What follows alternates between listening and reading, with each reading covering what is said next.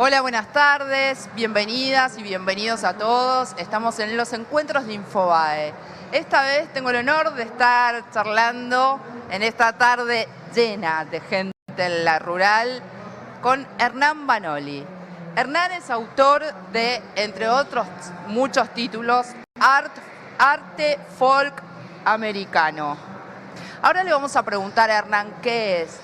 Pero para que sepan con quién estamos charlando, Hernán es sociólogo, especialista en comunicación y cultura, ha escrito relatos, novelas, ensayos y por primera vez se acercó a un género muy especial que es la autoficción. Hernán, bienvenido. Hola Karina, ¿cómo estás? Bueno, muchas gracias por la presentación y por el espacio y el tiempo. Un placer. Decime, Hernán, para vos, ¿qué es arte folk americano? Después vamos a hablar de la disciplina, pero ¿qué es esta obra? ¿Qué significa? Bueno, Arte Folk Americano es una novela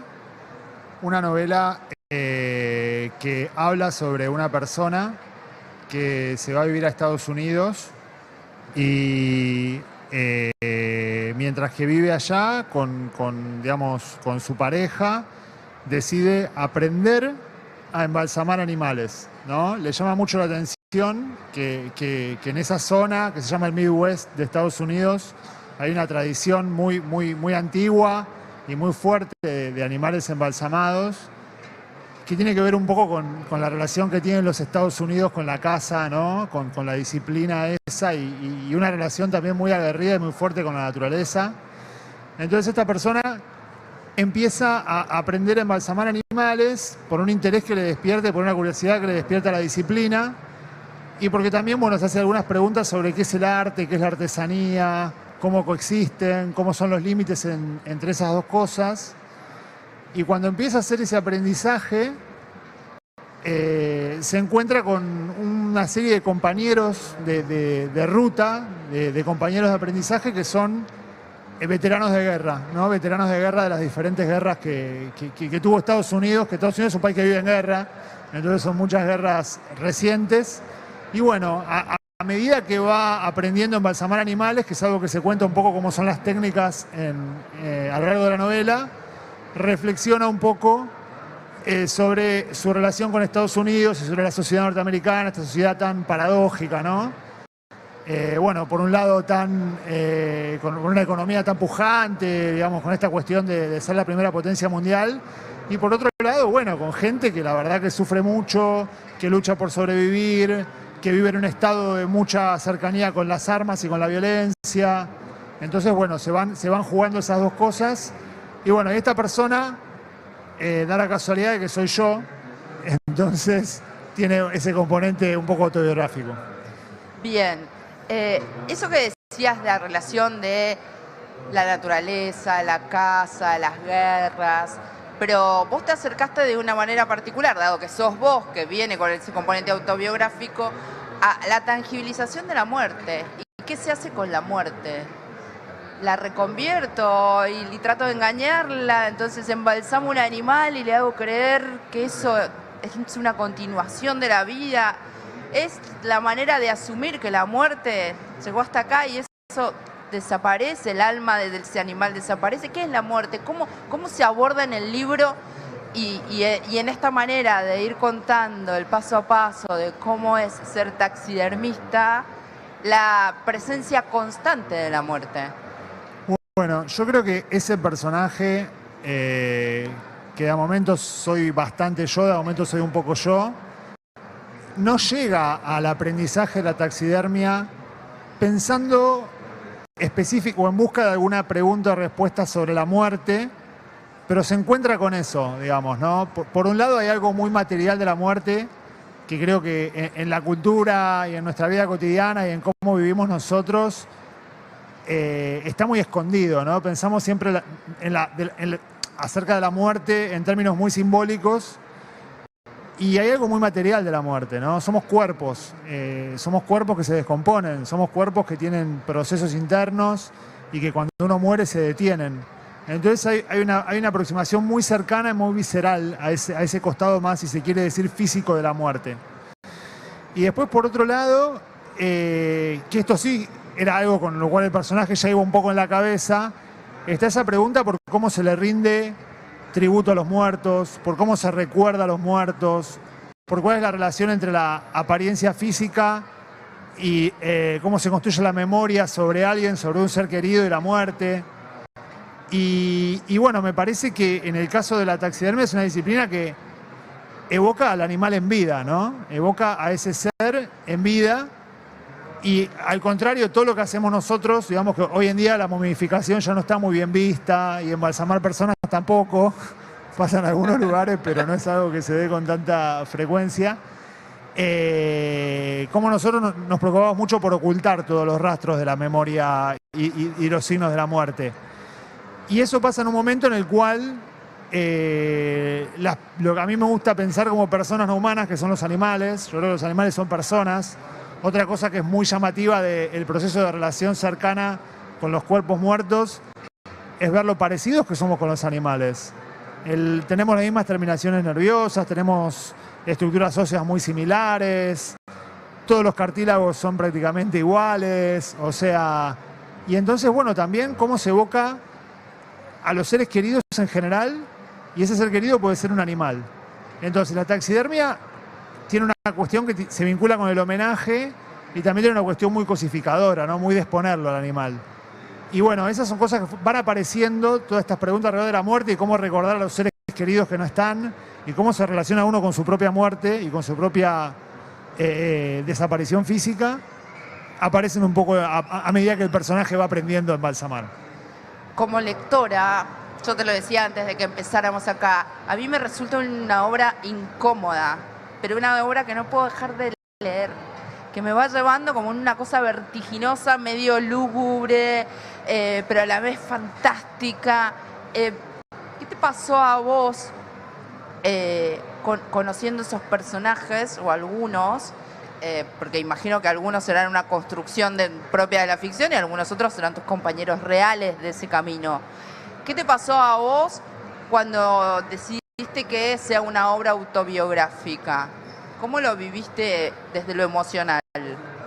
Bueno, yo llegué a ese lugar un poco con la idea de que lo que yo iba a escribir era una novela policial. Tipo Fargo, ¿viste la serie? A mí me gustaba todo ese escenario. En Iowa hace mucho frío. Nieva. Nieve, varias una cosa veces, tremenda. varios meses al año.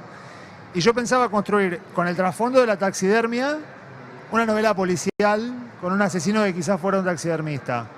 Y después me encontré con cosas que me pareció que no valía la pena mediar tanto por un género como el policial, que igual a mí me encanta, pero me fueron apareciendo esas cosas más ligadas a la experiencia.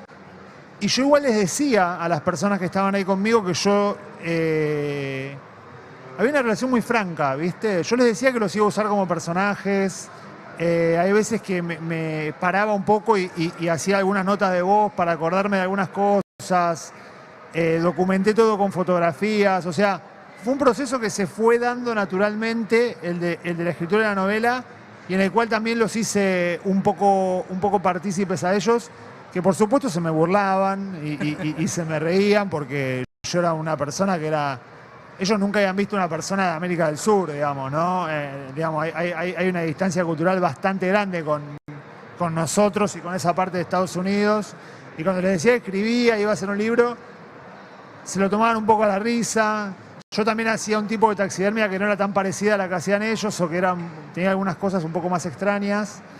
Entonces era una relación de muchísimo cariño, pero también se me burlaban un poco. Está muy bien. Convengamos que esos personajes, por lo menos los más fuertes, eran todos veteranos de guerra. Todos tenían algún tipo de manifestación física o de lesión que les había quedado. Digo, la guerra en ese escenario, ¿la guerra aparece de manera constante en el diálogo o no? Mira, es muy interesante lo que decís, porque se habla poco de la guerra. Se habla mucho del ejército como institución. O sea, no aparece la guerra como un escenario traumático ni de dolor, es algo como que no se quiere evocar, pero como vos bien decís, bueno, muchísimos soldados, digamos, norteamericanos, después de las diferentes guerras y las diferentes invasiones, son diagnosticados con una especie de mal general que se llama síndrome postraumático, síndrome de estrés postraumático. Y entonces el ejército los abraza, les da mucha cobertura, les da cobertura médica, les da posibilidad de inserción laboral a través de diferentes oficios, entre los cuales uno es la taxidermia.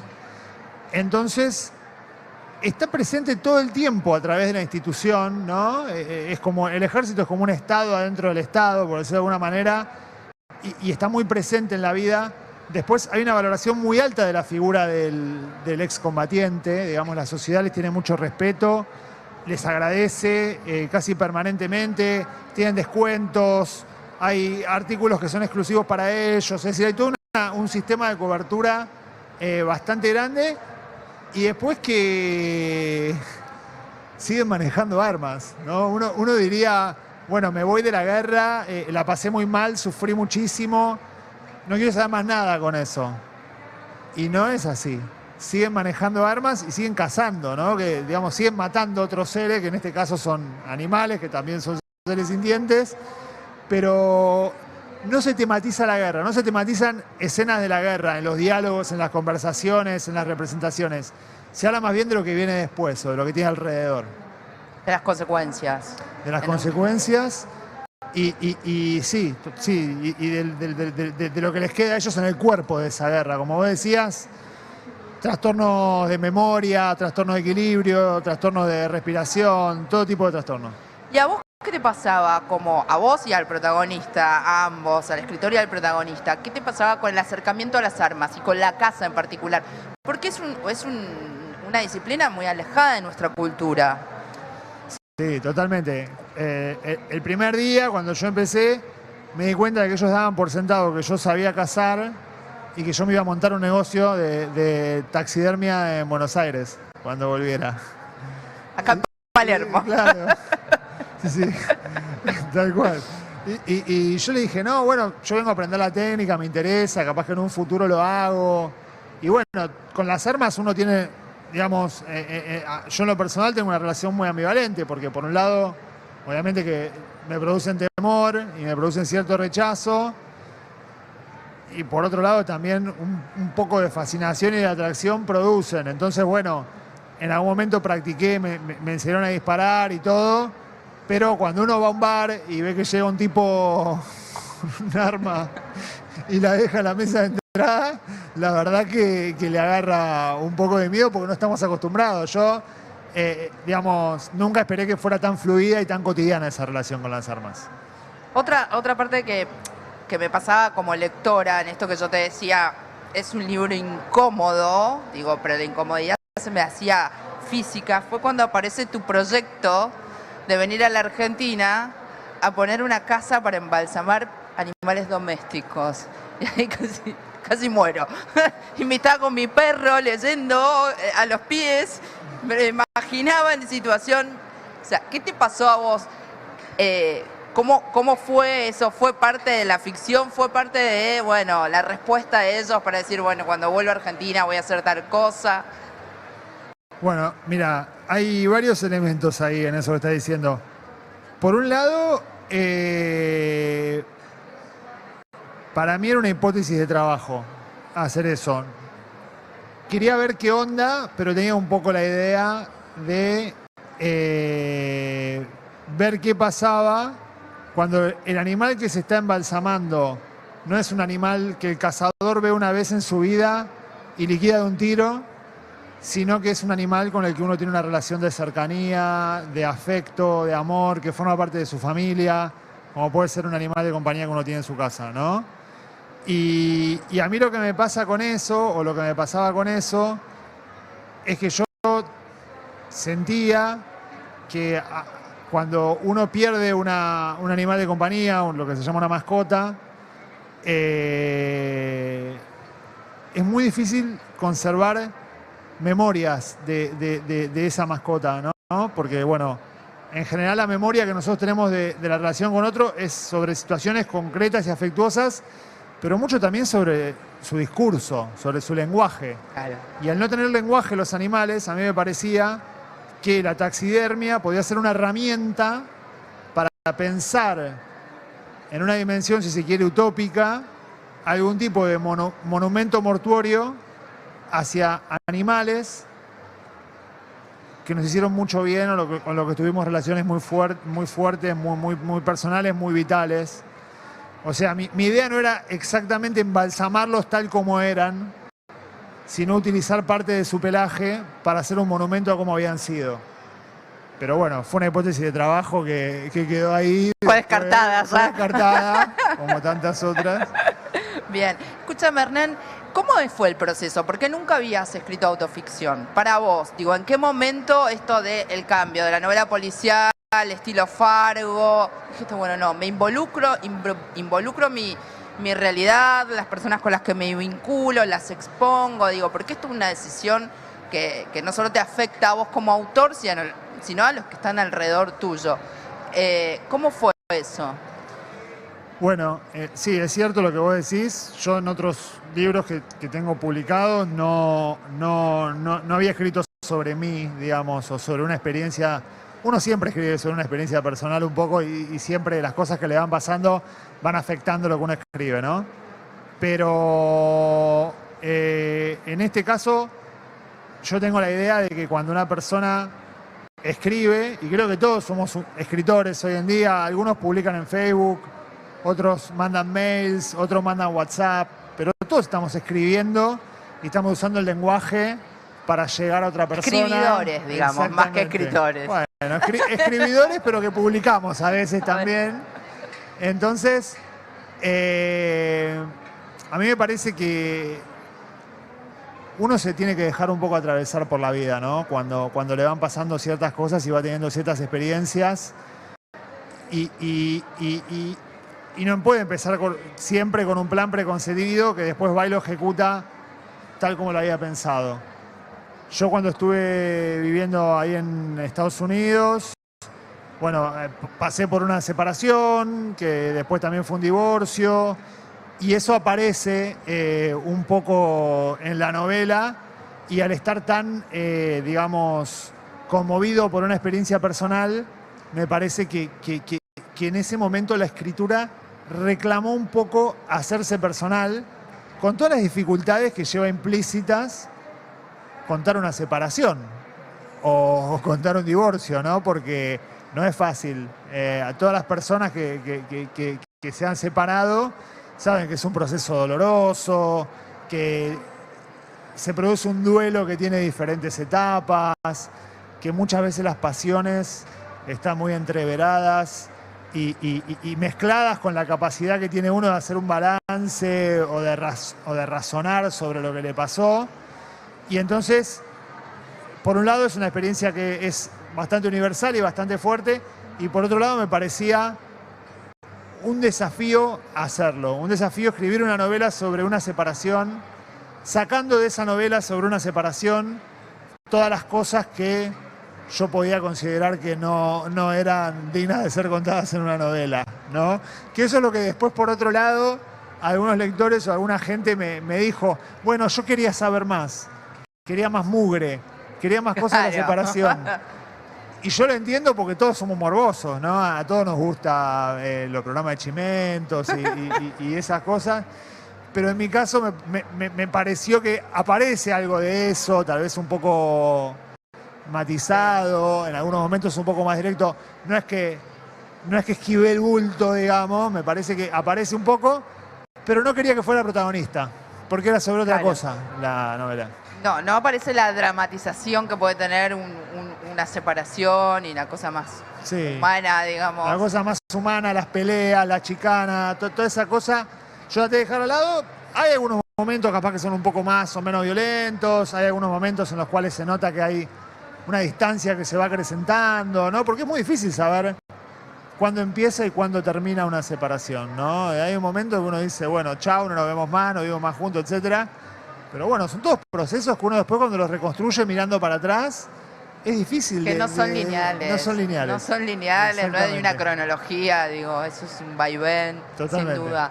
Ahora, ¿Vos sos lector de autoficción? ¿Te gusta leer la autoficción de otra gente? Mira, yo primero, como leo mucho Twitter y redes sociales, creo que estoy leyendo todo el tiempo. Autoficción 24/7. Claro. Hoy la vida cotidiana está un poco llena de autoficción. Y después el género de autoficción me gusta cuando está hecho de una manera interesante. Creo que hay veces que es interesante. Uno puede leer un diario, una autobiografía, confesiones, y son súper interesantes. Y también hay veces que noto que es como una manera fácil de resolver cuestiones literarias que son un poco más difíciles. Y entonces ahí me aburre un poco, ¿viste? No sé, por ejemplo, ahora hace poco justo estaba escribiendo un ensayito sobre Emmanuel Carrère, que es un autor que no toda su historia, pero también en un momento agarró un filón de la autoficción Sí. y empezó a producir literatura que podría ser bastante pensada como autoficción. Y a mí me parece que él lo hace de una manera súper interesante y súper rica y que la va cruzando con un montón de cosas. Entonces, me parece que ahí vale la pena y que tiene algo muy contemporáneo. En todo caso, siempre depende del talento. Depende un poco del talento, depende un poco de la honestidad también que uno le ponga. Sí, depende un poco de esas cosas. Bueno, para ir cerrando, ¿en qué estás trabajando hoy? ¿Estás escribiendo algo? ¿Tenés un proyecto de obra? ¿Estás avanzando? ¿Cómo o te tomás un tiempo? Publiqué y ahora descanso, me dedico a otras cosas. Digo, ¿cómo es Mirá, tu...? la verdad que yo ya publiqué 7 libros y soy viejo, pero no tanto. Entonces, como que ahora estoy tranquilo, digamos, no estoy, me estoy dedicando más que nada a la crítica literaria, a escribir pequeños ensayos sobre autores que me interesan. Por ejemplo, esto que te contaba Claro, de claro. Carrère. Escribí algo sobre Cortázar, que es un autor que a mí me gusta mucho y reivindico, aunque hay mucha gente que del Muy bien, muy mundillo bien. de la literatura que un poco Que lo denosta, lo novea. Yo lo reivindico. Y entonces estoy dedicándome más a la crítica, que además que me parece que nuestro país es como... Nuestro país tiene históricamente una tradición crítica muy interesante y hoy me parece que no hay una crítica muy interesante, así que desde mi pequeñito lugar trato de escribir crítica y de experimentar un poco con eso. Pero proyectos de ficción o de autoficción o de ensayo por ahora estoy tranquilo, sin nada. Bien, como este es el último por ahora, les recomiendo a todos, ya que están en la Feria del Libro y a los que están viendo por el streaming, que pueden entrar a la página web